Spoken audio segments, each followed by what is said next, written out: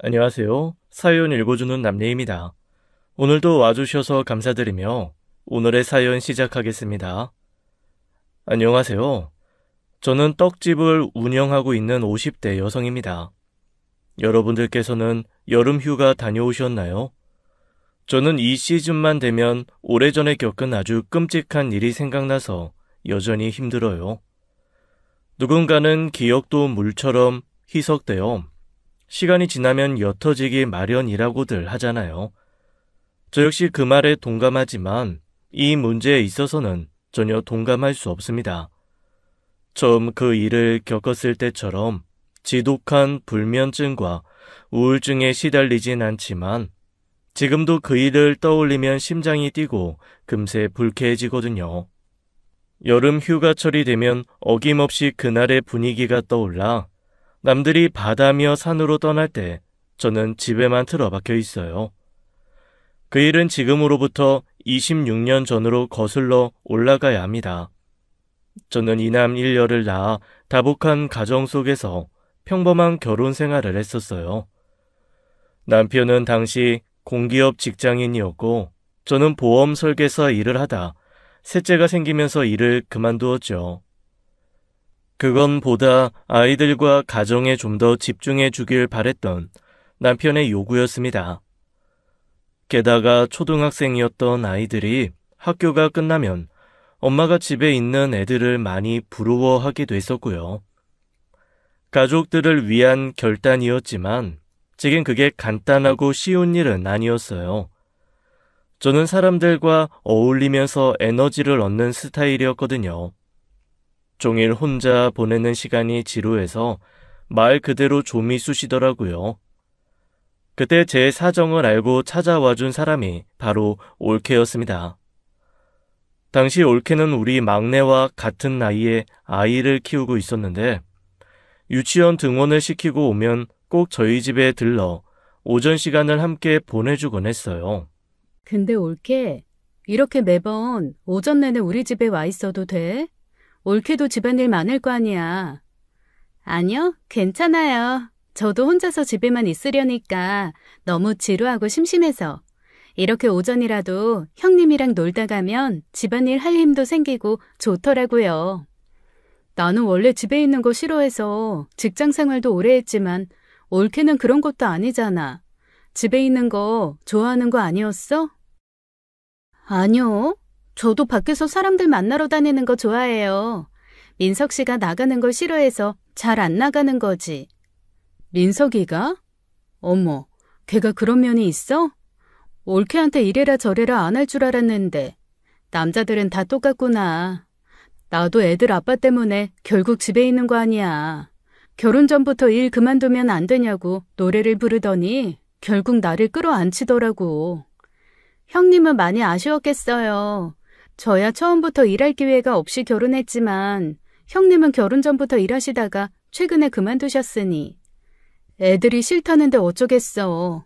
엄마 참 어렵다. 그래도 올케가 가까이 살아서 얼마나 다행인지 몰라. 고마워 정말.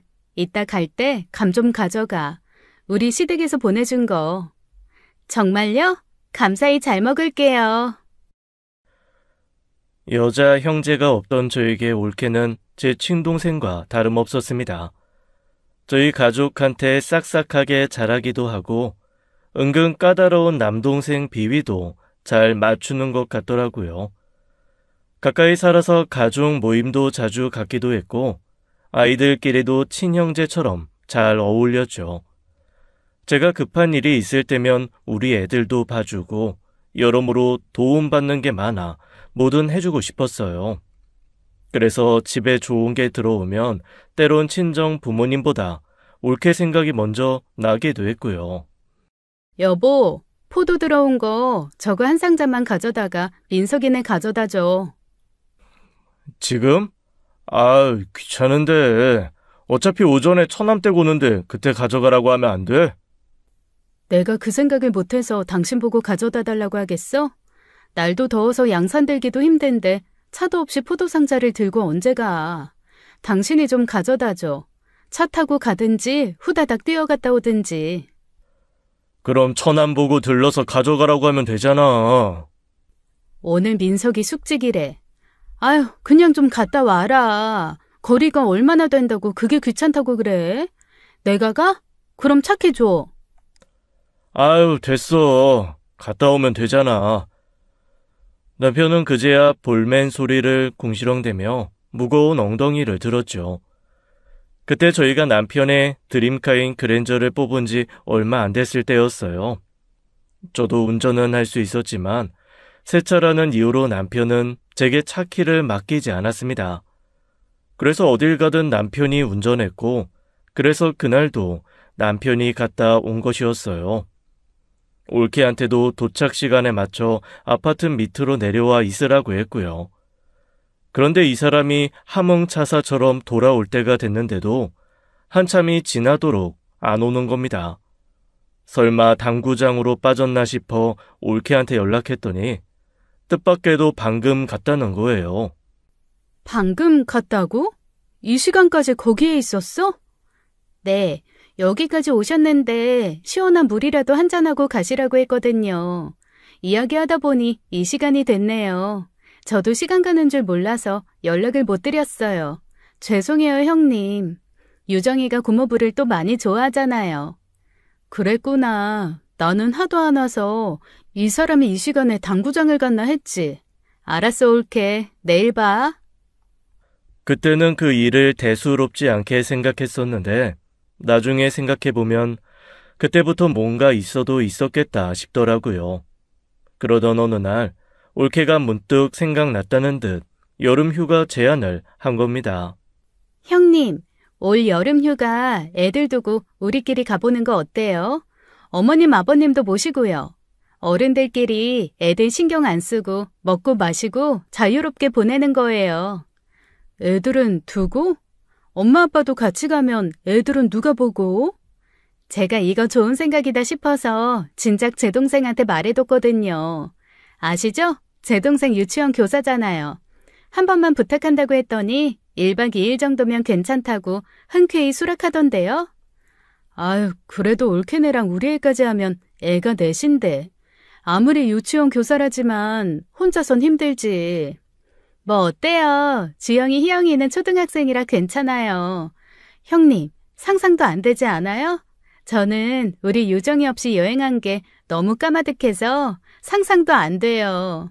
친구가 그러는데 애들 시부모님한테 맡기고 부부끼리 오붓하게 갔다 왔더니 신혼 같아서 좋았다더라고요. 형님, 그러지 말고 우리끼리 가요. 얼마나 재밌겠어요. 어머님, 아버님이랑 부부 동반 여름 휴가. 괜찮겠다 싶으면서도 막 땡기는 건 아니었습니다. 애초에 애들 없이 휴가 가볼 생각은 한 번도 하지 않았을 뿐더러 막내가 어려 좀 불안했거든요. 아무리 유치원 선생님 일하지만 사돈처녀와 애들이 만난 적도 없어 낯가릴까 염려도 됐고요. 그런데 올케는 이미 가기라도 한 것처럼 즐거워했고 그동안 신세진 곳도 있어서 따라주고 싶었던 거예요. 애들 문제가 해결되니 친정 부모님도 남편도 좋은 생각이라더라고요. 그래서 저희는 그때 태안으로 1박 2일 부부 동반 여행을 떠난 거였어요. 제 결혼 생활을 한 방에 파국으로 몰아넣었던 그 끔찍한 여행이 바로 그날이었죠. 모처럼 애들 없이 다니니 다르긴 하더라고요. 어딜 가도 바쁘게 애들만 쫓느라 바다인지 산인지 눈에 들어오는 것도 없었는데 그날은 넓은 바다도 한껏 눈에 담고 아이들이 아닌 우리 가족 표정도 눈에 많이 담아 좋았습니다. 기분이 좋아서인지 그날 안 하던 과음을 하게 되더라고요. 당신 오늘은 좀 마시네. 연애 때 보는 것 같아. 애들이 없잖아. 확실히 애들이 없으니까 신경 쓸 일도 없고 좋네. 가끔 이런 시간 보냈으면 좋겠어. 그쵸? 형님 좋아하실 줄 알았다니까. 술병 비었다. 가서 소주 좀 더 사올게요. 아이 또 마시게? 그만 마셔. 시간도 꽤 됐는데 그만 마시고 자야지. 오늘 완전히 날 잡았어. 당신이야 늘 친구 만나서 먹고 싶은 거 다 먹고 다니고 술에 진탕 취해 들어오니까 모르지? 나도 이런 날이 필요하다고요. 그래, 민서가 오늘은 그냥 옳게 마시고 싶은 대로 더. 돌아가면 또 꼼짝없이 육아인데 이렇게 술 마실 기회가 어딨겠어? 아니면 너가 애 봐주고 옳게 나가서 술 약속 보내주던지. 아이, 애 엄마가 술 약속은 무슨? 아이, 알았어. 대신 한 병만이야. 모두 들떠서 모처럼 얼마나 마셨는지 모릅니다. 그래도 다들 술이 약한 편은 아니라 취해 문제 될 일은 없다고 생각했었어요. 20대 청춘도 아니고 다들 적당히 자중할 수 있는 어른들이라고 생각했고요. 그런데 오랜만에 마셔서 감을 잃은 건지 어느 순간 훅 취하더라고요. 부모님께서는 진작 안방에 들어가 주무셨고 저희도 그만 자야겠다 싶어 봤더니 에어컨이 글쎄 거실 그리고 안방 딱 두 곳만 있는 겁니다. 불평 불만할 새도 없이 거실에 이불을 펴고 네 사람이 잠이 든 거예요. 술에 취해 있기도 했지만 멀쩡했더라도 에어컨 있는 거실에서 넷이서 자자고 했을 겁니다. 남동생, 올케, 저, 남편 손으로 누워 잠이 들었던 건 분명히 기억하고요. 그런데 한참 단잠을 자다가 누가 깨운 것도 아닌데 눈이 번쩍 떠졌어요. 젊었을 때부터 제 술버릇 중 하나였는데 저는 취했다가도 잠이 들면 금방 술이 깨고 꼭 한 번은 일어납니다. 그날도 그냥 갑자기 눈이 떠져서 물이나 한 잔 마시고 자려고 뒤척인 차였어요. 그런데 분명 제 왼편에 자고 있던 남편이 제 오른쪽에 누워있지 않겠어요. 그리고 그 남편 위로는 누군가 올라타 있는 겁니다. 소스라치게 놀란 저는 벌떡 일어나 거실 불을 켜고는 얼어붙고 말았죠. 거실에서 제 남편과 올케가 세상에 입에 담기도 힘든 끔찍한 짓을 벌이고 있었거든요. 불을 켰는데도 술이 덜 깬 건지 그 정신 나간 두 사람은 멈추지도 않더라고요. 이게 뭐야? 그제야 저는 소리를 꽥 지르며 올케를 옆으로 밀어버렸고 올케는 웬마디 비명을 내지르며 옆으로 나동그라졌어요. 그제야 남편도 느닷없는 불빛에 눈살을 찌푸리며 저를 올려보다가 어리둥절한 채로 엉거주춤 일어나 앉는 거예요. 뭐야? 내가 진짜 기가 막히고 코가 막혀서. 여보, 이게 무슨... 아, 뭐예요? 누나, 이게 무슨 일인데 그래? 남편은 어리둥절하다가 그제야 바지춤을 추켜 올렸고 소란에 자던 부모님께서도 잠에서 깨 나왔습니다. 저는 제 눈으로 직접 그 끔찍한 장면을 보고서도 상황 판단이 되지 않았어요. 꿈인가, 취해서 헛것을 봤나, 다시 잠이 들면 사라질 악몽인가 싶었죠. 한여름의 얼음장처럼 차가워진 분위기 속에서 당사자들은 그제야 정신을 차린 것 같았습니다. 갑자기 남편과 올케가 변명하듯 말이 많아지더라고요. 아이, 여보, 실수야. 나 몰랐어. 나는 당신인 줄 알고. 말도 안 되는 소리 하지 마. 그게 말이 된다고 생각해? 당신 내 왼쪽에서 잤어. 굳이 나를 타넘고 오른쪽에 있는 올케한테 간 거잖아. 형님, 정말이에요. 술 때문에 실수했어요. 저도 이 사람인 줄 알고. 정말인데. 형님, 저 아시잖아요. 저 정말 그런 짓 할 사람 아닌 거 아시잖아요.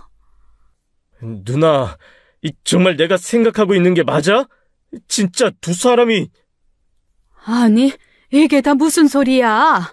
대체 무슨 일인데 그래? 그 순간 그 사람들이 저는 사람처럼 보이지 않았습니다. 아무리 술이 결국 사람을 개로 만든다지만 눈으로 직접 보고도 실감이 나지 않더라고요. 그때 정말 머리끝까지 화가 난 저는 그야말로 눈이 돌아버렸어요. 왜 갑자기 그게 생각난지는 모르겠습니다. 그 순간 남편이 가장 아끼면서 저에게는 그다지 중요하지 않은 것을 망가뜨리고 싶었던 것 같아요. 그리고 그 새벽에 민박집 밖으로 뛰쳐나가 주차된 남편 차의 사이드 밀러를 발로 차버렸죠. 뒤늦게 따라 나온 남편과 남동생이 저를 말리지만 않았어도 그때 옆에 있던 벽돌을 집어다가 전부 깨부셨을 거예요. 그러다 다들 뜬 눈으로 밤을 지새우고 말없이 집으로 올라왔습니다.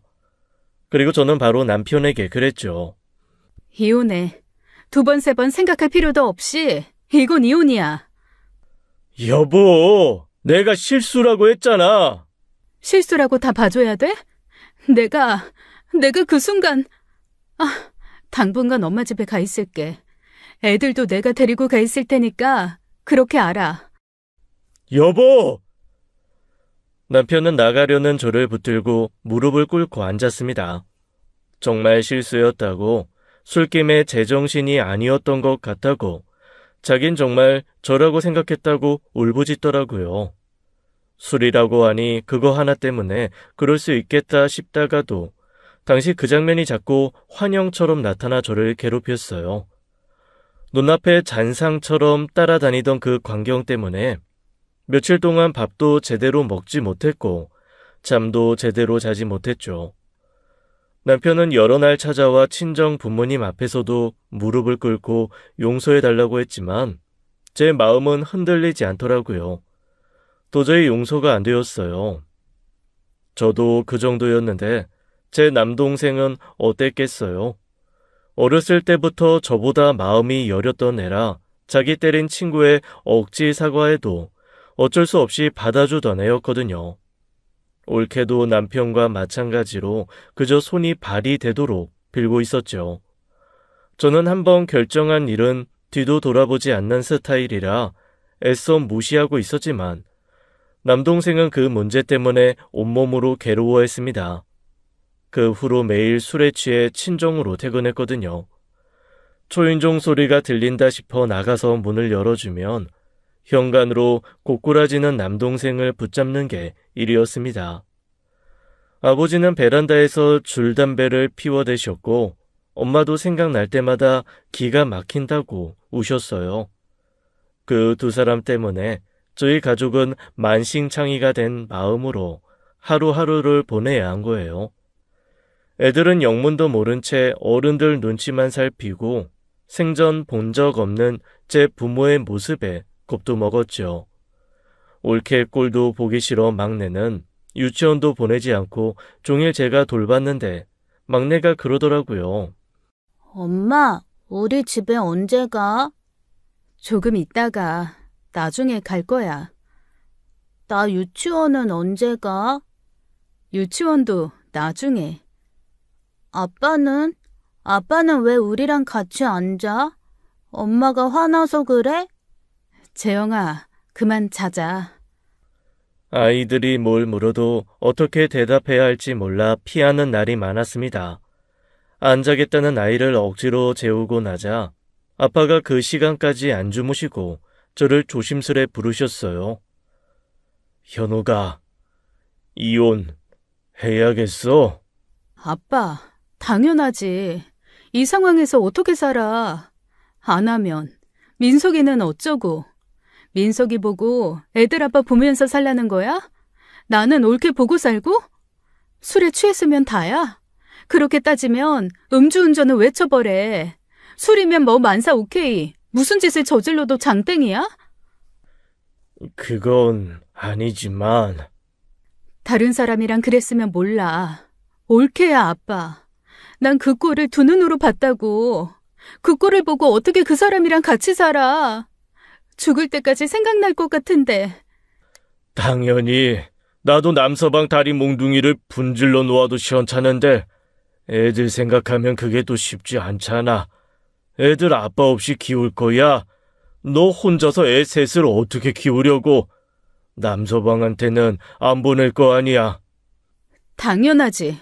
어떻게 그런 사람한테 애를 맡겨? 죽이 되든 밥이 되든 내가 키워. 애 아빠 없이 왜 못 키워? 그래, 한시라도 빨리 갈라서라. 애들 걱정은 하지 말고. 엄마가 봐줄 테니까 너 다시 일 다녀. 아니 이 사람아, 그렇게 섣불리 결정할 일은 아니래도. 이런 문제를 섣불리 결정하지 다른 문제를 섭불리 결정해? 그럼 그 더러운 꼴을 보고도 현옥이한테 남서방이랑 같이 살라고 하는 거야?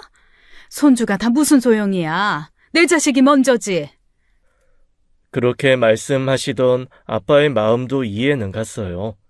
애들이랑 애 아빠가 유대감이라도 없으면 모르겠는데 애들이랑도 잘 놀아주는 괜찮은 아빠였거든요. 뒤도 돌아보지 않겠다고 결심했지만 저라고 왜 그 결정이 힘들지 않았겠어요. 솔직히 1% 정도는 술김에 한 실수니 눈 감아줄까 싶은 마음도 없지는 않았습니다. 하지만 안 되는 건 안 되는 것이더라고요. 제가 안 봤으면 모를까 그 광경을 봐버려서 도저히 용서가 안 되는 거예요. 그런데 올케 쪽 부모님 쪽까지 저희 친정으로 찾아오셔서 사정사정을 했습니다. 우리 애가 잘못한 거 알아. 나도 듣고 얼마나 기함했는지 등짝이 구멍이 나도록 때려줬어. 듣는 사람도 이렇게 기가 막힌데 사도는 얼마나 기가 막혔겠어. 응? 내가 아주 창피해서 얼굴을 들고 다닐 수가 없어.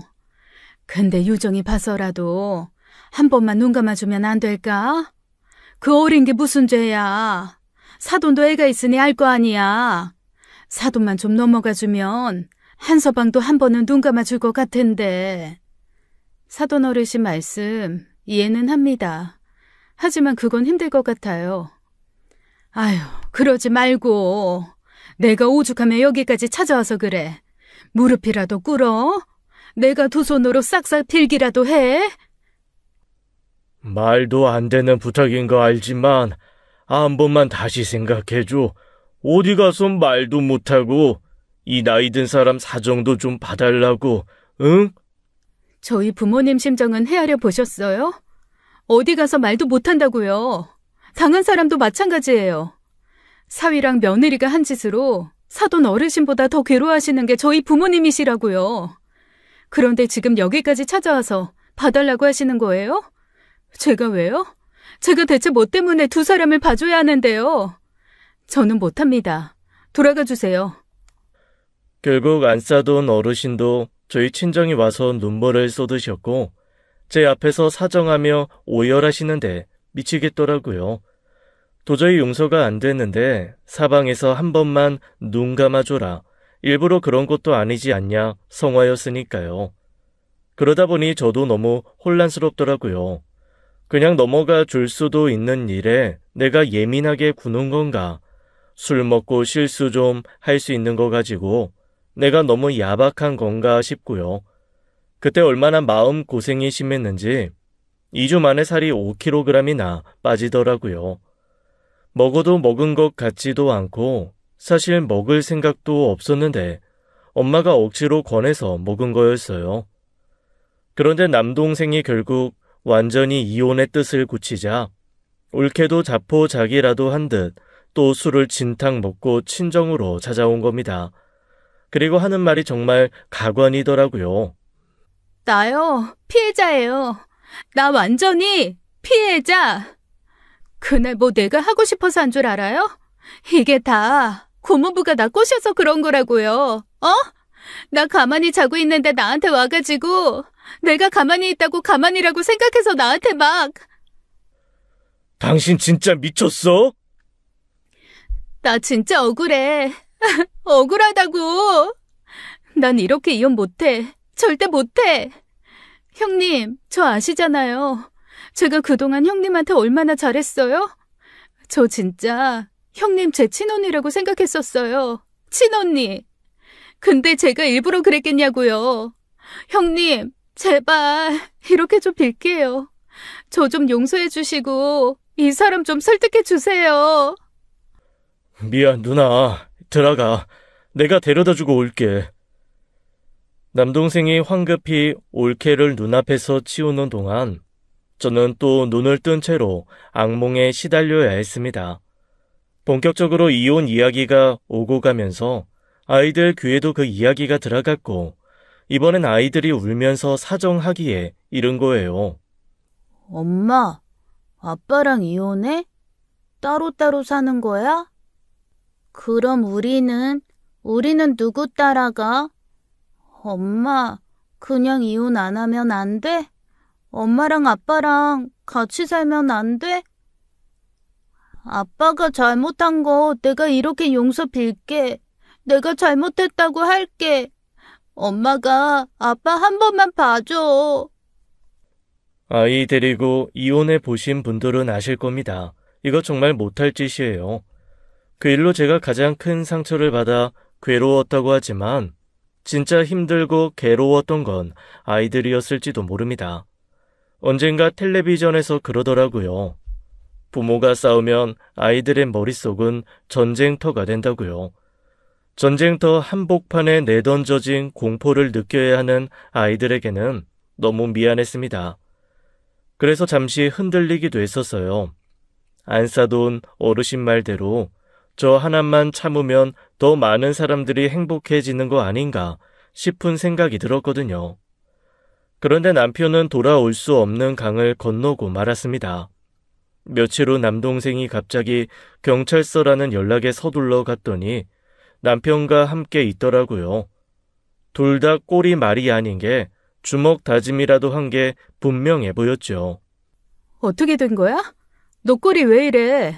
결국 둘이 싸운 거야? 민석이 너답지 않게 왜 그랬어? 그냥 무시를 하지. 어떻게 무시해? 그 사이에 내 집에 들어가서 둘이 붙어먹고 있는데. 저는 그 순간 이성을 잃고 테이블에 있던 잿더리를 들어 남편을 향해 던지려고 했습니다. 옆에서 상황을 지켜보고 있던 경찰관님의 순발력이 아니었으면 그날 제대로 피봤을 거예요. 네가 그러고도 사람이야? 네가! 에이 미친 새끼야. 이 정신 나간 새끼야. 넌 짐승만도 못해. 넌 길가의 개만도 못한 쓰레기 새끼라고. 알아? 남편은 할 말이 없는지 고개를 푹 숙이고만 있었습니다. 일말의 양심이라도 있어 다행이라면 다행이었어요. 그래서 저도 남동생도 결국 이혼 서류에 도장을 찍고 그 뒤로 남보다 못한 사이로 지낸 겁니다. 저도 남동생도 남편이나 올케와 한 번도 연락하지 않았었어요. 평생 죽었다고 생각하고 살기로 했고 죽어도 만나지 않길 간절히 바랬죠. 하지만 사람의 연이라는 게 정말 잔인하리만큼 질기더라고요. 올케를 다시 만나게 됐을 때 하늘이 참 무심하다고 생각했는데 실은 하늘이 제게 주신 기회였었어요. 세상에 두 번 다시 없을 속 시원한 복수를 할 기회요. 물론 간통죄로 집어넣겠다는 생각을 안 한 건 아니었습니다. 이혼에 대한 결심을 명확했는데 그 부분은 사실 좀 망설여졌었어요. 일단은 부모님 때문이었습니다. 저 혼자 이혼한 게 아니라 저희 남동생까지 남매가 쌍으로 같이 이혼한 것에 대한 충격이 크셨어요. 저희 남매가 피해자인 것은 이해하셨지만 그래도 남들에게 부끄러운 일이라고 생각하셨죠. 다른 사람들에게 알려지는 걸 원하지 않았습니다. 게다가 소송으로 가게 되면 아무래도 일이 커지고 결국 더 많은 시간이 걸린다는 것도 싫었었고요. 그 과정에서 분명 아이들의 귀에 더 많은 이야기가 들어갈 테고 저는 그저 빨리 벗어나고 싶었고요. 그래서 양육비와 재산 분할을 우위의 선점에 협의하고 헤어진 것입니다. 바람 피운 배우자들 바로 깜빵에 보낼 수 있는 거면 고민도 안 했을 거예요. 막상 제 일이 되다 보니 그게 보통 번거롭고 힘든 일이 아니라 사실상 저한테는 무용지물이었던 거지요. 참 사는 게 뭔지 피해는 우리가 다 봤는데 숨어야 하는 것도 저희였고요. 부모님께서는 오랫동안 살던 집을 내놓으시고 다른 동네로 이사 가셨고 저는 아이들 때문에 행여 있을 문제를 대비해 연고도 없는 다른 지역으로 이사를 해야 했죠. 그 뒤로는 정말 악착같이 살았습니다. 친정에 있을 때는 우울증과 불안 증세로 잠도 제대로 못 잤지만 이사 온 뒤로는 혼자서 양육해야 하니 아이들을 위해서라도 살아야 했어요. 다시 보험 설계사 일을 시작했고 마치 과거가 없는 사람처럼 미친 듯이 일만 했던 시절이었죠. 남동생은 저보다 좀 더 오랫동안 방황해 폐인처럼 살았어요. 민서가, 너 요즘도 술 마신다며. 그만 좀 마셔. 엄마 아빠가 얼마나 걱정하는지 몰라서 그래? 알아, 아는데 누나, 나 술이 없으면 잠을 못 자겠어. 그러다 너 알코올 중독되는 거야. 너 고작 그런 여자 때문에 너 인생 망치려고 그래? 결국 양육권 못 가져온 것도 그 술 때문이잖아. 유정이 데려온다며. 그 여자한테 유정이 맡겨서 키울 거야? 누나, 나 죽고 싶어. 나 진짜 죽고 싶어 죽겠어. 엄마 아빠 있는 데서 그런 소리 하기만 해. 거기서 정 힘들겠으면 나 있는 데로 와. 여기로 발령 신청하고 와서 우리 집에서 지내. 애들도 보면서, 어? 부모님께서도 남동생 때문에 걱정이 많았습니다. 방문을 열면 술 냄새로 머리가 다 아플 지경이었고 그대로 출근하다 보니 회사에서도 경위서 쓰는 일도 잦았던 모양이더라고요. 그나마 남동생 사정을 알아주는 동료 덕분에 얼마간 버텼는데 어떤 회사가 그걸 몇 달이나 봐주겠어요. 결국 당시 상사분도 휴직을 권하셨고 1년 정도 쉬다가 제가 사는 지역까지 와서 정근을 하게 된 것이었습니다. 원래 정근이 그렇게 자유롭지 않은 회사인데 그 일이 소문이 났는지 여러모로 사정을 많이 봐주셨더라고요. 알게 모르게 저희 사정을 이해해 주신 분들이 많아 견딜 수 있는 시간이었어요. 제가 언니를 알게 된 것도 그때였죠. 보험 설계사 일을 하면서 지인의 소개로 만나게 된 분이셨는데 사별로 혼자가 된 지 5년이 넘은 저보다 1살 많은 언니였습니다. 그 언니를 소개시켜준 지인도 심지어 이혼으로 혼자였는데 우스갯소리로 저희 모임에 과일주라는 이름을 붙여 그렇게 모인 것이었어요. 과일주? 과일주가 뭐야? 과부된 일하는 주부들의 모임, 과일주. 그거 말이 된다. 근데 과부된 건 나밖에 없는데 왜 너희까지 과부야? 언니, 나나 현욱이 얘나 전 남편 죽었다 하고 사는데 그럼 과부가 아니고 뭐겠수? 말 되네. 맞아요, 언니. 우리 애들 아빠 죽었다고 생각한 지 오래예요. 그래, 차라리 그렇게 생각하고 속이나 편하게 살자. 오늘은 과부된 사람들끼리 모여서 신나게 놀아보자고. 말은 그렇게 하면서 술이나 거나하게 마실 것 같지만 실은 뜨개질하면서 수다 떠는 게 전부였습니다. 그 언니가 젊어서부터 뜨개질을 취미삼아 하다가 뜨개방을 열었었거든요. 저도 그날 이후로 술이라면 끔찍해 멀리한 지 오래라 여러모로 성향에 잘 맞는 모임이었어요. 사람에게 다친 마음은 사람으로부터 치유하라고 하잖아요. 그때 그 모임으로 저도 참 많이 치유받고 좋아졌었어요. 게다가 혼자 된 제 남동생 선짜리 주선에 좋은 여자 소개시켜준 것도 그 언니였죠. 초등학교 선생님이야. 너무 숫기가 없어서 걱정이긴 한데 현욱이 네 동생 만나보니 둘이 참 잘 맞겠다 싶어서. 아유, 언니, 그래도 어떻게 처녀를 대요. 우리 민석이는 이혼남인데 그럼 안 되죠. 아유, 능력 있고 인물도 좋고 이혼은 뭐 그쪽이 잘못해서 했나?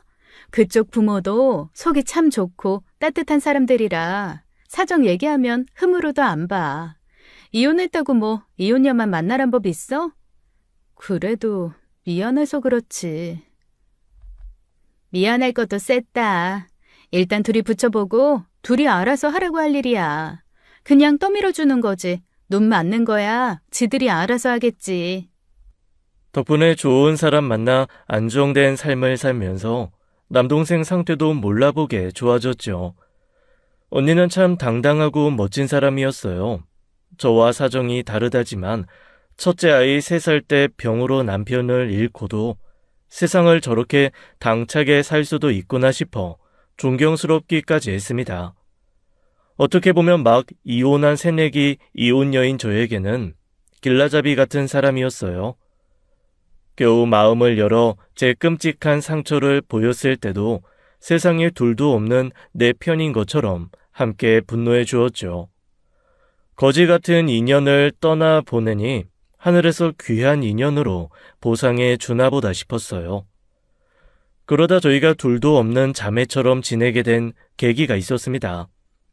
언니가 가을 단풍을 보러 가자고 해서 모처럼 언니가 운전하는 차를 타고 모두가 산에 간 날이었었어요. 멋진 계곡으로 울긋불긋하고 화려한 단풍이 쏟아지는 멋진 곳이었죠. 넋을 놓고 구경하고 있는데 저마치서 외마디 비명소리가 들리는 거예요. 애들은 아무리 커도 한시도 눈을 떼면 안 되는 건데 중학생 첫째를 믿고 제가 안일했던 것이지요. 언니 아들이 계곡물에 빠졌는데 거기가 상당한 깊이였는지 멀리서도 허우적거리는 게 보이더라고요. 사색이 된 언니와 제가 몸을 움직이던 그때 근처에 있던 둘째인 딸이 주저없이 물로 뛰어들었고 제 심장도 덩달아 철렁 내려앉았습니다. 정신없이 아이들 이름을 부르며 달려갔는데 다행히 저희보다 가까이에 있었던 청년들이 뛰어들어 저희 아이들을 구해주었던 거예요. 천만다행으로 모두가 무사했죠. 언니는 언니답지 않게 눈물을 쏟았고 저도 놀란 가슴을 쓸어내려야 했습니다. 나중에 집에 돌아와서 딸에게 물었었어요. 희영아, 너 수영도 못하면서 겁도 안 났어? 그러다 큰일 나면 어쩌려고 그랬어? 엄마가 얼마나 놀랐는 줄 알아? 그냥 몸이 먼저 움직였어. 내가 수영 못한다는 사실을 뛰어들고서야 깨달았을 정도로. 근데 엄마, 나는 그때 안 뛰어들었으면 후회했을 것 같아. 현석이 내가 구할 수 있는 거리에 있는데도 아무도 하지 않은 것보다는 뭐라도 하는 게 더 나았다고 생각해. 부모 입장에서는 속 터지는 말이었지만 딸이 언제 이렇게 컸나 싶어 기특하기도 했습니다. 그 뒤로 달라진 점이 있다면 언니와 우리 사이가 무척 가까워졌다는 것이었어요. 우리 딸이 언니 아들을 구한 것도 아닌데도 구한 거나 진배 없다며 우스갯소리로 우리 며느리 하고 불렀죠. 그렇게 장난삼아 며느리 하던 우리 딸이 진짜 언니 며느리가 될 줄 누가 알았겠어요. 우리야 아무리 애들끼리 결혼하면 좋겠다 싶어도 애들이 아니면 아닌 거잖아요. 언니가 나이가 들면서 손목과 눈이 안 좋아진 뒤로 뜨개방을 접었습니다. 돌아가신 형부가 재력이 좀 있어 물려준 유산이 많았던 덕분에 특별히 일을 하지 않아도 됐는데 언니는 노는 일이라도 뭔가 소소하게 하고 싶어 했었어요. 그러더니 떡 좋아하는 언니가 떡집이나 해보자고 제안을 한 겁니다. 떡집? 갑자기 웬 떡집? 우리 집이 어렸을 때 떡집을 했었거든. 밥보다 떡을 더 많이 먹고 자라서 그런지 내가 떡을 좋아해. 나이 들어 그런가 그 떡집에서 나던 냄새나 분위기가 그리운 거 있지? 현욱이 너도 설계사 일 그만둔다며. 나랑 같이 떡집이나 하자. 언니, 떡집이 얼마나 힘든데 언니 손목 아프다면서 떡집을 해? 괜찮아. 요즘 기계가 얼마나 좋은데 힘쓰는 일은 사람 쓰면 되고 너는 그냥 만들어진 떡이나 팔면 돼. 경제적으로 여유가 있어서 그런지 무언가 시작하는 일이 어렵지 않다는 게 언니의 장점이었습니다. 그래서 언니가 가진 상가 1층에 떡집을 차리게 됐죠. 그렇게 우리는 함께 떡집을 하고 아이들을 공동 양육했어요. 공부를 잘했던 언니 첫째 아들은 대학병원 의사가 됐고 제 딸도 같은 대학병원 간호사가 되었죠. 고등학교도 대학도 같은 학교로 가더니 저것들이 기어이 정분이 나려나 싶어 옆에서 지켜보던 저희만 재밌는 상황이었습니다. 그때까지만 해도 운명이 또 장난질하며 복수의 기회를 줄 거라곤 생각도 못했죠. 한창 대학병원에서 일을 다니던 아이들이 오랜만에 집에 내려온 날이었어요. 딸도 딸이지만 언니 아들이 정말 바빠서 무척 오랜만이라 모처럼 온 가족이 모여 저녁을 먹던 날이었습니다. 한창 밥을 다 먹고 수다를 떨고 있는데 딸이 갑자기 머뭇거리며 조용히 그러는 거예요. 엄마, 유정이 기억나? 유정이? 유정이가 누구? 갑자기 걔는 왜? 유정이 우리 병원으로 들어왔더라고. 뭐? 걔도 간호사가 된 거야? 같은 병동이라고? 처음엔 얼굴 보고 어디서 좀 많이 본 것 같다. 낯이 익다 했는데 이름 보니까 확실한 것 같더라고. 걔도 날 알아봤는지는 모르겠어. 그때 유정이가 더 어렸으니까. 넌 또 걔를 어떻게 기억하고 있었어? 너도 어렸잖아. 어렸어도 난 초등학생이었는데 뭐. 그리고 그게 잊혀질 일인가. 딸 이야기에 저는 잠시 말문이 막혔습니다. 그날 이후 남편이나 올케의 가족에 대한 이야기는 한 번도 꺼낸 적이 없어요. 애들도 한창 이혼 직후에나 제 아빠 찾았지 크면서부터는 눈치가 생겨 물어보지도 않았었고요. 반말도 낱말도 듣는 귀 따로 있다고 애들도 자라면서 저희 모르게 알게 된 이야기도 많았겠죠. 그래서 그런지 딸도 무척 조심스러워했고 그 이야기를 듣고 있던 아들이나 막내도 못 들은 척 하더라고요. 누구? 걔가 누군데 그래? 예전에 내가 말했던 올케 딸. 올케 딸? 잠깐, 뭐 그 미친년? 언니, 애들도 있는데 말 좀 가려서 하자. 뭐 어때? 다 컸는데. 아니 세상에 무슨 그런 고약한 인연이 다 있어? 죽었다고 생각하고 살려니 그년 딸이 우리 애들 병원으로 왔단 말이야? 정말 기가 막힐 일이네. 참 인생 재밌어. 희영아, 괜히 아는 체 하지 마. 골치 아파질라. 어차피 유정이는 너 알아보지도 못할 거야. 아는 체 할 생각은 없는데 알아보자마자 괜히 마음이 싱숭생숭했어. 솔직히 유정이가 잘못한 건 없잖아. 그거야 그렇지. 유정이 미워서 그러는 게 아니라 괜히 걔 엄마가 알게 될까 싶어서 그래. 어른들 문제에 있어서 아이들은 철저한 피해자였어요. 올케 문제로 그 애까지 연좌제로 벌을 받아야 한다는 생각도 없었습니다. 하지만 행여 잊고 산 그 여자 귀에 우리 애들 이야기가 들어갈까 싶어 그게 싫었던 거예요.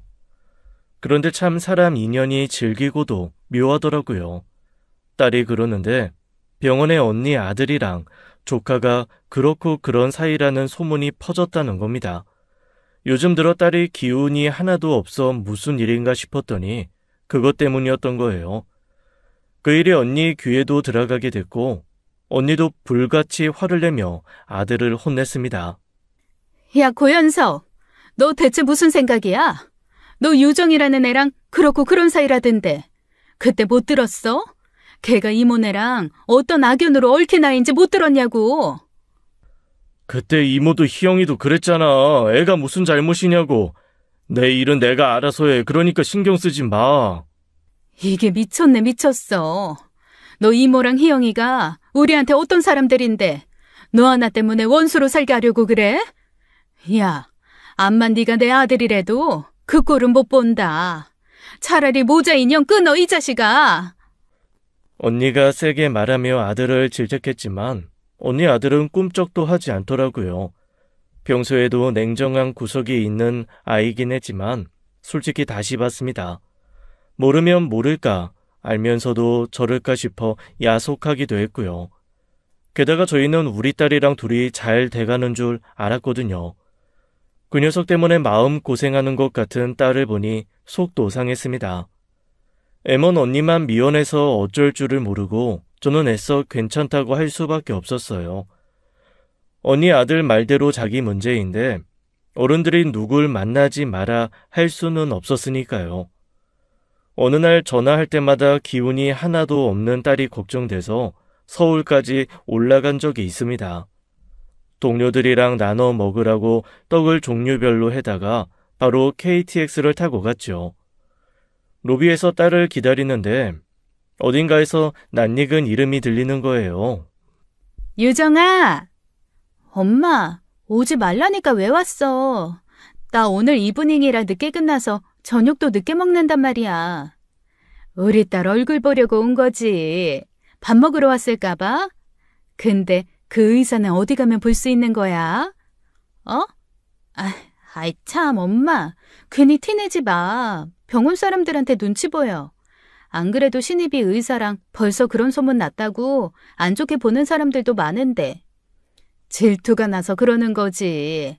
신입이 의사로서 인생 역전하게 됐는데. 쉿! 아직 그 정도 아니야. 확실히 너한테 관심 있는 건 맞지? 자꾸 너 챙겨주고 그런다며. 확실히 그러긴 한 것 같은데 나도 잘 모르겠어. 바빠서 얘기할 시간도 많지 않아서. 유정아, 너 확실히 잡아야 돼. 이게 정말로 우리 인생 역전할 수 있는 기회라고. 내가 너 어떻게 키웠는지, 너 하나만 보고 어떻게 살았는지 알지? 알지. 엄마 한 좀 풀어줘. 엄마도 이제 남 눈치 안 보고 떵떵거리게 살게 해줘, 딸. 알았지? 알았어. 가봐. 나도 올라가 봐야 돼.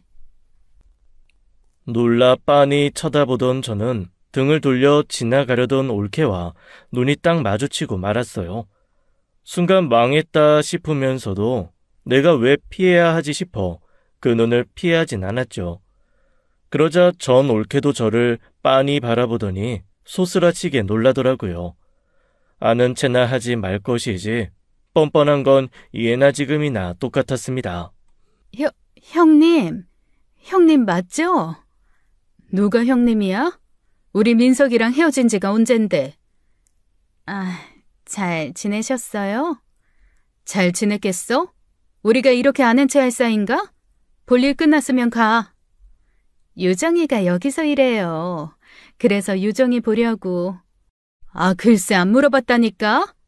아유, 내가 아주 별꼴을 다 보지. 얼른 그 자리를 벗어나고 싶어 급한 마음에 옆에 둔 떡 상자를 들고 일어서려는데 일이 참 안 풀리더라고요.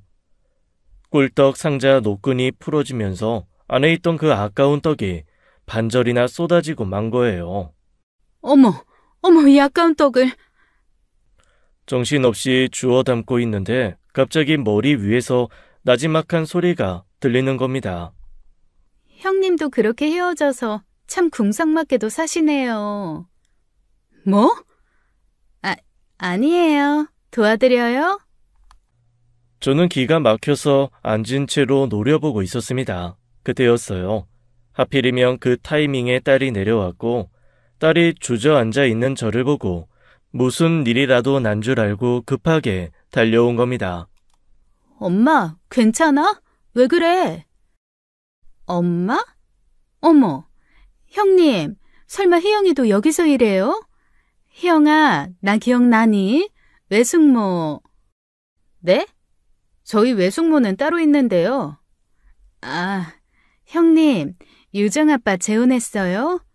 하기사 할만도 하지. 그나저나 우리 유정이랑 같은 병원 간호사인 줄은 몰랐네. 희영아, 우리 유정이 좀 뻔뻔하네. 오히려 숨겨야 하는 거 아닌가? 뭐 병원 사람들한테 소개라도 시켜주라는 거예요? 우리 아빠랑 붙어먹은 여자 딸이라고? 그 순간 그 여자가 사색이 된 얼굴로 절 노려보는데 어쩌라는 거지 싶었습니다. 제가 애들한테 못할 말을 다 했다 원망하는 눈빛이었어요. 저도 둘째한테 그런 이야기를 들은 건 그 자리가 처음이라 적잖이 당황했지만 애써 침착했죠. 조용히 사세요. 입 놀리기 쉽게 만들지 말고. 딸은 조용히 경고하며 제가 가져온 떡 상자를 대신 들고 먼저 앞장을 섰습니다. 저도 올케를 노려보고는 그 자리를 지나쳤고요. 똥 밟았다며 신경질을 부리는 딸을 애써 달래고 멀쩡한 떡만 전해준 뒤 급하게 내려왔어요. 언니는 그 이야기를 듣자마자 들고 있던 가래떡을 마치 쌍절곤처럼 공중에 휘두르며 붕괴하더라고요. 정말 얄미운 여자네. 언제 한번 꼭 만나기만 해봐. 내가 이 가래떡으로 그냥 양 싸다구를 쳐버리려니까. 그런데 그날이 정말 온 거예요. 언니가 정말로 가래떡을 날리진 않았지만 전 올케가 정말 제가 일하는 떡집으로 찾아온 겁니다. 그때 상자에 적힌 떡집 상호명을 보고 찾아온 모양이었어요. 제가 일하고 있는 줄은 모르고 실마리라도 찾아볼까 싶어 온 거였답니다. 그만큼 절박했을 거예요. 같은 병원에 자기 과거를 아는 사람이 있다는 것은 결국 자기 딸에게 위협이 될까라고 생각했을 테니까요. 형님, 얘기 좀 해요. 난 그쪽이랑 할 얘기 없으니까 제발 좀 눈앞에서 사라져줘. 그 일은 두고두고 제가 속죄하면서 살아요.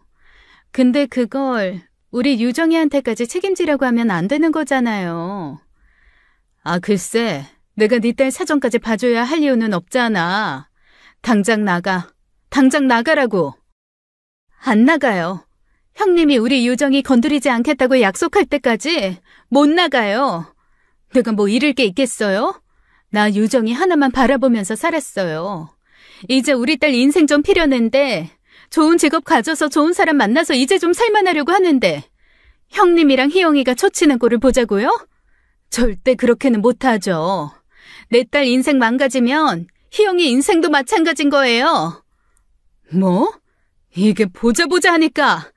이봐요. 누구 맘대로 남의 영업장에 들어와서 행패해요? 그때였습니다. 언니가 먹던 가래떡을 빙빙 돌리며 나타나 그 여자를 위아래로 훑어보았죠. 뭐예요? 비켜요. 그쪽이랑 할 말 없으니까. 이 여자가 그 여자야? 희영 아빠랑 붙어 먹었다던 그 망할 종자가? 아주 그냥 소문을 다 내고 다니셨네. 그거 애들 얼굴에도 먹칠하는 거예요. 애들 아빠 바람난 얘기를 아주 동네방네 뭐 자랑이라고 떠들고 다녀요? 그래야 너 같은 것들이 고개 못 들고 다니게 하지. 뭘 잘했다고 여기까지 와서 지랄이야? 응? 네 딸 귀한 줄 아는 년이 그런 짓을 해? 머리에 뇌가 아니라 우동사리가 차서 생각이 없는 거야? 이 여자가 진짜 말을 뭐 이딴 식으로 해? 형님, 참 수준 알만하네요. 이런 사람이랑 어울려 다니니 형님 수준도 그 바닥으로 떨어졌겠죠. 떡집이라니. 밖에서 일하는 커리어 우먼 좋다고 보험 설계사 하신 거 아니었어요? 이런 시골에서 떡집에서 일하려고. 그 순간 언니는 참지 않았어요. 갑자기 그 여자 머리채를 휘어잡고 가래떡 대신 빙빙 둘러댔죠. 이거 안 나? 야! 어딜 감히 쓰레기 같은 년이 우리 현욱이 수준을 우누네? 야, 이 근처 어디 하수구를 열어봐도 너한테 나는 구린내만큼은 아니야. 이 거지 발사개 같은 년이 어디서 감히 뻔뻔하게 얼굴을 들이밀어? 현욱아, 너 얼른 준비해라. 나 이대로는 못 참아. 당장 올라가서 이 여자 딸이 어떤 딸인지 아주 만천하에 소문내버릴 거야. 놓으라고! 그때부터는 아주 개싸움이었어요. 전 올케가 언니 머리채를 잡았고 그걸 보고 눈이 돈 저도 전 올케 머리채를 잡고 아주 셋이서 난리가 난 겁니다. 결국 경찰이 와서야 다시 셋으로 쪼개질 수 있었죠.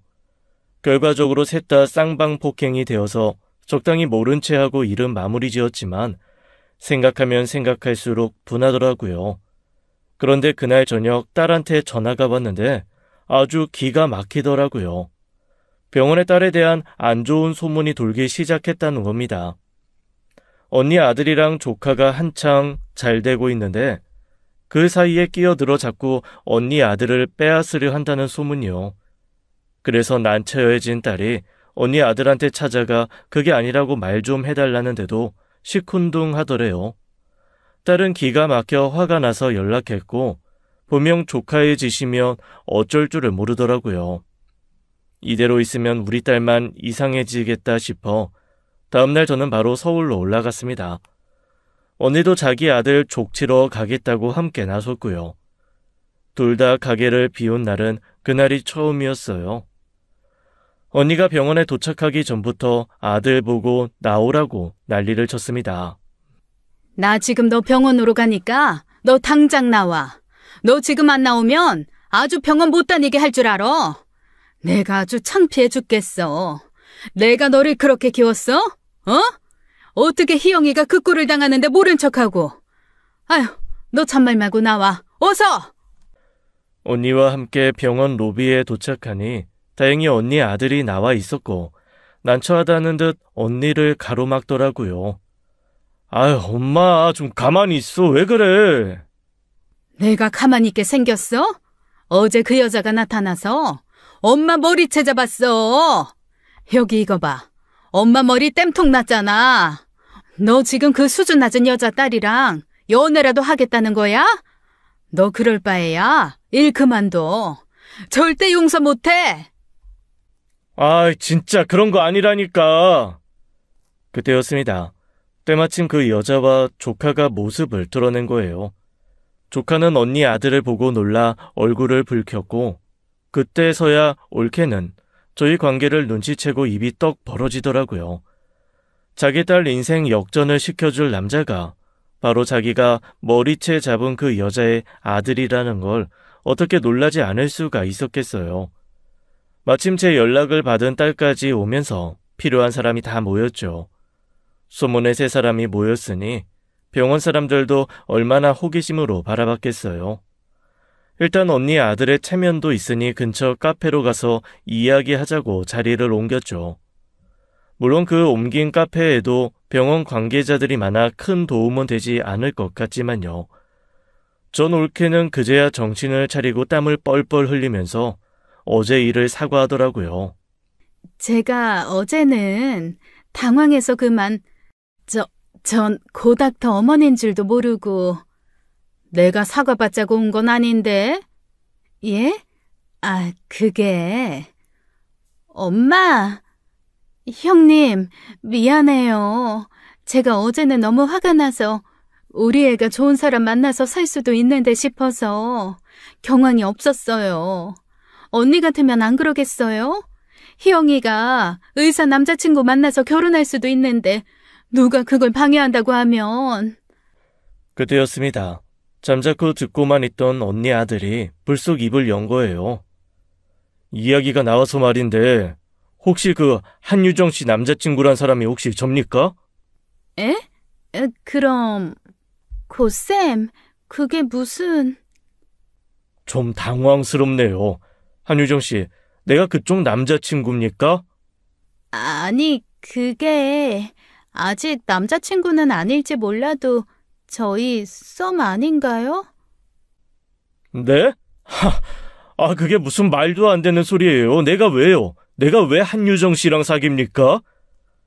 언니 아들의 말에 저희 모두 벙쪘습니다. 조카와 전 올케는 얼굴이 붉게 달아올랐고 어버버 거리더라고요. 그래서 병동에 그런 소문이 돌았나? 한유정 씨와 저 사이를 희영이가 갈라놓고 있다고. 설마 그거 한유정 씨가 낸 소문이에요? 아니, 그게... 무슨 나는 희영이한테 그쪽이 사촌 동생이라는 이야기 전에 듣고 잘해줬을 뿐이에요. 아니면 내가 왜 이제 갓 병원에 들어온 신입 간호사를 그렇게 챙겼겠습니까? 설마 그쪽이 그만큼 눈에 띄게 예쁘다고 생각해요? 저와 언니는 눈알만 굴리며 섣불리 끼어들지도 못하고 대체 이게 무슨 상황인가 했습니다. 알고 보니 그게 다 언니 아들만의 조용한 복수였던 거예요. 저희 집 사정을 잘 알고 있는 건 언니뿐만이 아니었던 거지요.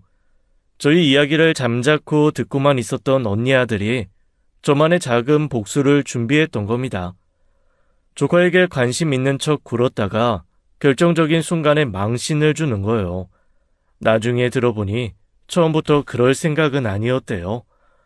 그런데 조카가 먼저 시작했다더라고요. 어렸을 때부터 친한 사이였던 두 사람 사이에 끼러들어 자꾸 이거 해달라 저거 해달라 꼬리치는 게 눈에 보여 가짜나 시작한 일이었다고요. 제 말대로 애들은 죄가 없다지만 가만 보니 일을 친 엄마와 그다지 달라 보이지도 않았더라는 거예요. 선생님도 저한테 관심 있었잖아요. 그게 다 제 착각이라고요? 말도 안 돼.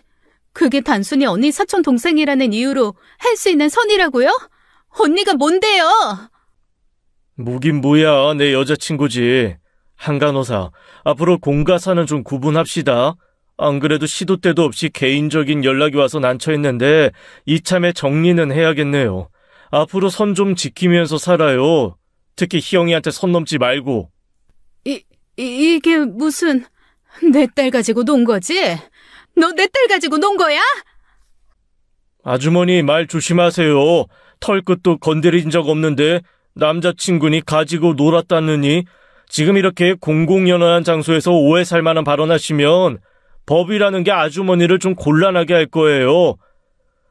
언니 아들의 단호한 태도에 전 올케며 족하며 아주 시뻘개진 얼굴로 어쩔 줄을 모르더군요. 저는 제 손에 피 묻히지 않고 아무렇지 않은 척 그 자리를 빠져나왔고 나오자마자 언니와 함께 쾌재를 불렀습니다. 야, 너 언제 그런 생각을 했어? 진작 엄마한테 말을 했어야지. 엄마 호들갑에 일 그르칠까 그랬지. 아니 내가 알아서 한다니까. 진짜 여기까지 와서는. 점심은 드셨어? 근처에서 먹고 들어가든지. 나는 콜 뜨면 바로 가야 해. 엄마 아무것도 안 먹어도 지금 배불러. 근데 아까 그 소린 뭐야? 희영이가 여자친구라고? 둘이 언제 그렇게 됐대?